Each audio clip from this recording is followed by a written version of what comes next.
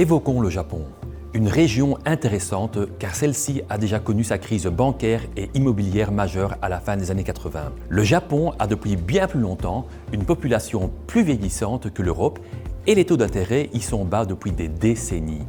Qu'en est-il de la bourse au pays du soleil levant? Un pays qui sera à l'honneur l'an prochain avec les Jeux Olympiques.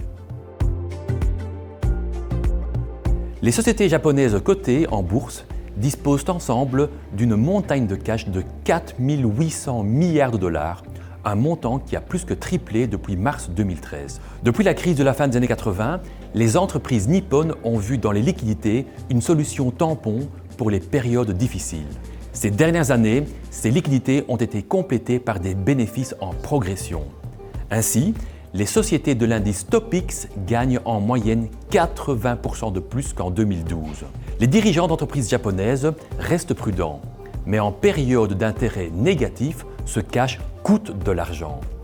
La pression pour en faire quelque chose s'intensifie par conséquent. Notez qu'en 2019, une somme de 78 milliards de dollars a déjà été versée aux actionnaires sous forme de dividendes. Un record et un doublement par rapport à 2012. Mais ce chiffre ne représente toujours que 40% des bénéfices générés. Les entreprises nippones consacrent également davantage d'argent au rachat d'actions propres, pour un montant de 60 milliards de dollars. Mais avec un tel montant, les entreprises japonaises font nettement moins bien que leurs homologues américains. En 2015, les autorités boursières nippones avaient activé un code de gouvernance encourageant les dirigeants à accroître la rentabilité de leur société. Du coup, on note une approche plus pragmatique depuis quelques années. Les sociétés doivent apporter une plus grande attention aux intérêts des actionnaires et cela ne peut que bénéficier aux valorisations des entreprises à long terme. L'indice TOPIX, qui reprend davantage de valeur que l'indice Nikkei, ne se négocie qu'à 13 fois le bénéfice annuel et à seulement 1,2 fois la valeur comptable. Des niveaux intéressants justifiant que les entreprises japonaises acquièrent davantage de leurs propres actions. Cela peut donc constituer un catalyseur de cours à terme.